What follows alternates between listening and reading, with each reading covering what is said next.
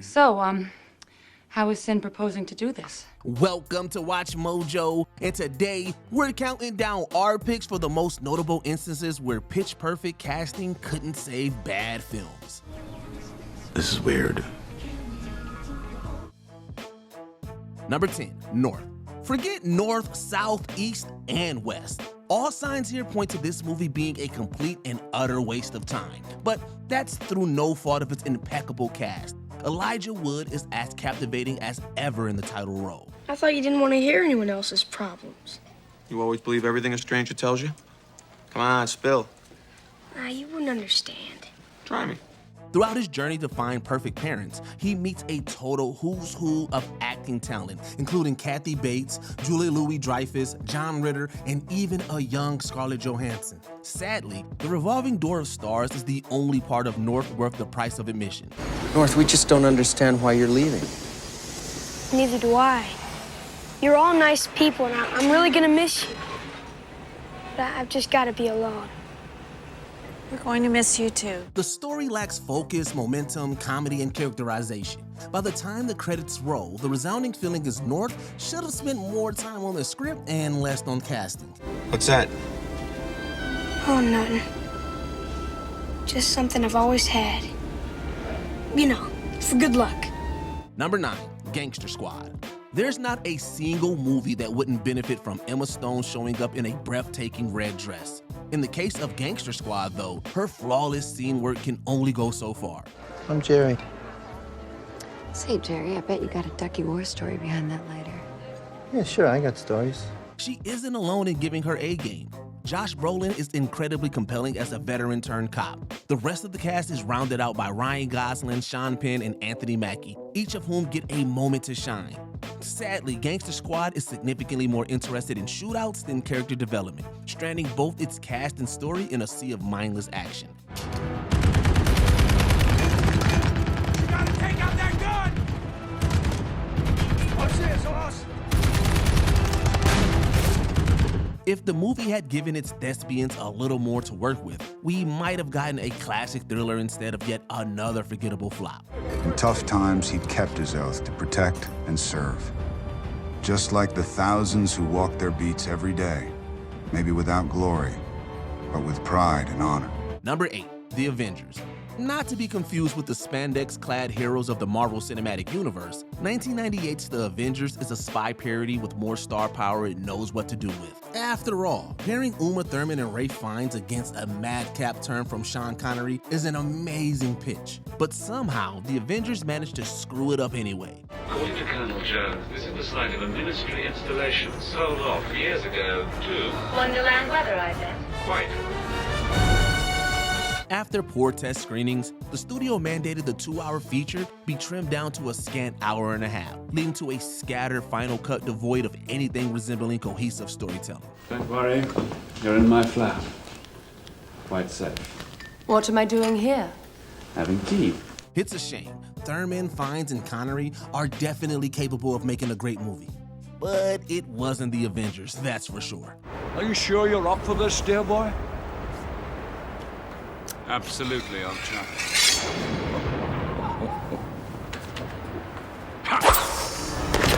Number 7, Nothing But Trouble. Despite the Herculean efforts of its talented ensemble, Nothing But Trouble lives up to its name in all the wrong ways. It's a tonal mishmash of horror, humor, and hubris that fails to come together in any entertaining way. Here's how I like them, and I suggest you have them the same way.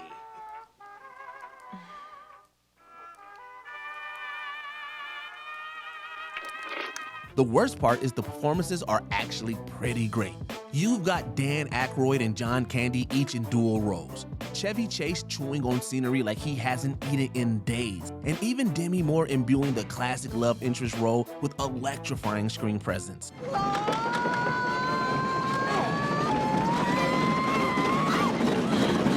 Oh, Jesus.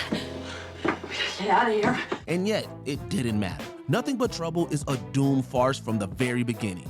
Maybe that's why the movie got such a critical bashing. It isn't just bad, it's wasted potential. Luckily, I was able to get We climbed the cliff till we got on the train right after the fuel dump exploded. We think maybe the Brazilian air's been killed. That's dead. Number 6, The Big Wedding. Okay, first off, Robin Williams as a priest is absolutely inspired casting. Alejandro, is it? You do speak English, don't you? Oh, and the couple is Ben Barnes and Amanda Seyfried. And the parents of the groom are Robert De Niro and Diane Keaton. Sign us up. Fair warning though, this wedding doesn't give out any party favors, even to its star-studded cast. In actuality, the big wedding is a mind-numbing affair that will have you checking your watch more than a few times before it's over. He said terrible things to me. Punch him in the nose? Of course not. Because that would be unladylike. It's honestly kind of offensive to put so many hilarious comedians in a room, only to give them so little to work with. Here's hoping at least some of these actors can rejoin down the line for a project that actually makes use of their talents. You know, you were right. About what? There are different kinds of love. Which one are you feeling now? All of them. Number 5, All the King's Men. Remaking a Best Picture winner is no easy task, and this movie is a good case study as to why. At the very least, the 2006 take of All the King's Men assembles quite the team. And they wanted this. Nobody do good a hit. Sean Penn, Jude Law, Kate Winslet, and Anthony Hopkins. Say less. However, its esteemed talent pool just makes the film's shortcomings all the more apparent. If Anthony freaking Hopkins can't make a scene work, no one can. Asking is different than telling, and that sounded like telling to me. Didn't it to you, Jack? Then again, you get the impression that most of these performers are only here to fish for Oscar gold. Look, All the King's Men is clearly a worthwhile story, and the repertoire of talent involved is sky high. So it's still baffling how putting them together led to such dismal results. You can say it, and it doesn't hurt any more to hear it than to know it. Number 4, Valentine's Day. Love is in the air. Unfortunately, so is bad writing.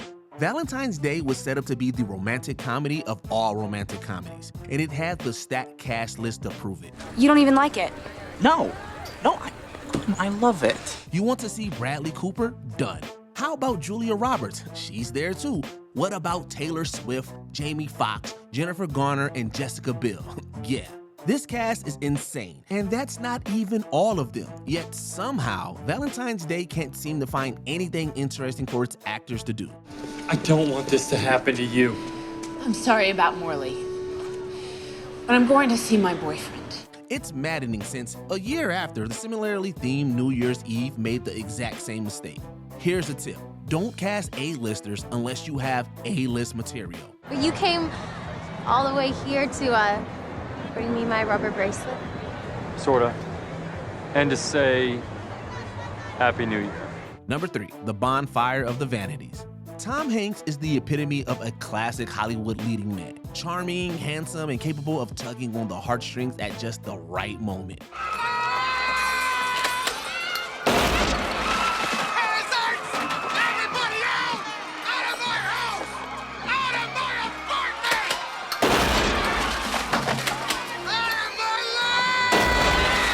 However, all of that is the precise reason why he's unfathomably miscast in The Bonfire of the Vanities. We aren't supposed to root for Sherman McCoy, but that message gets lost in translation when it's played by Hollywood's quintessential everyman.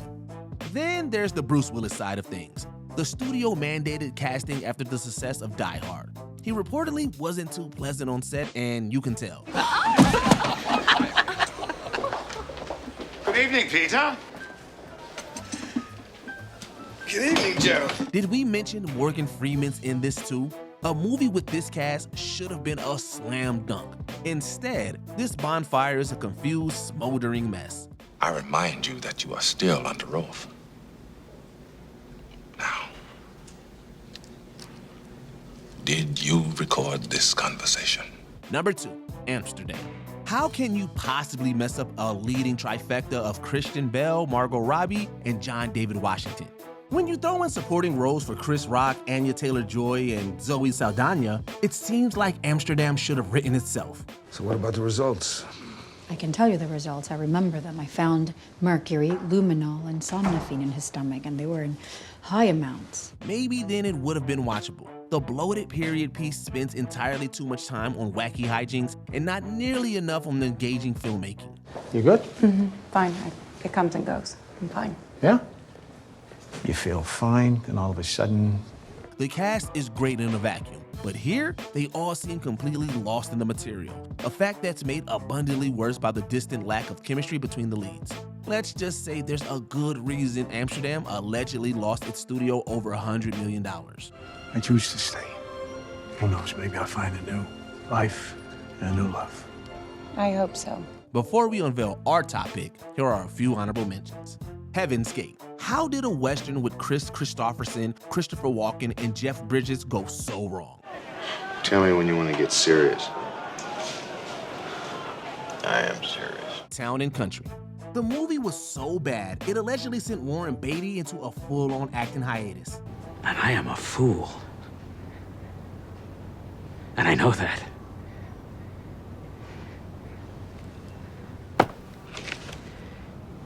So, is there anything left? This is where I leave you. Not even these comedic all-stars can spin a laugh from this tired script. Who does that? Quiet. Her mother's sitting right next to If you can't tell your Wendy. family, then who? I would rather tell anyone. is Anyone rude. else, actually. God, why don't you go upstairs and take a nap? You know It's what? not I your can't do call. this anymore. Be cool. Very cool casting for a very uncool heist comedy. You know what Sin said? He said, it's all there. He just needs to put his touch on it. That's it. That's exactly what I said. Mars Attacks. It's impressive to make Jack Nicholson and Glenn Close fighting aliens feel so boring. Theodore, I simply do not feel that linkage. It's a full-scale invasion. Mr. President, we're going to need to get you to safety. Before we continue, be sure to subscribe to our channel and ring the bell to get notified about our latest videos. You have the option to be notified for occasional videos or all of them. If you're on your phone, make sure you go into your settings and switch on notifications. Number 1, Movie 43. Across an arduous, unfunny hour and a half of interconnected sketches, the only intriguing question to come from a truly awful Movie 43 is how on earth it got so many big names. Are you not attracted to me anymore? Of course I'm attracted to you, honey. So will you? This is a true heavy-hitter cast, featuring the likes of Halle Berry, Hugh Jackman, Emma Stone, Kate Winslet, Chris Pratt, and so many more. That none of them could turn in a good performance goes to show this was an issue with material, not talent. Rumor has it cast members like Richard Gere even tried to wiggle out of their contracts by making absurd production demands. It's horrific. I'm still not seeing what the problem is, though. The only stars who emerged unscathed were Julianne Moore and Bob Odenkirk, and that's just because their segment was cut from the final edit. Well, I don't gotta watch anything, Jack.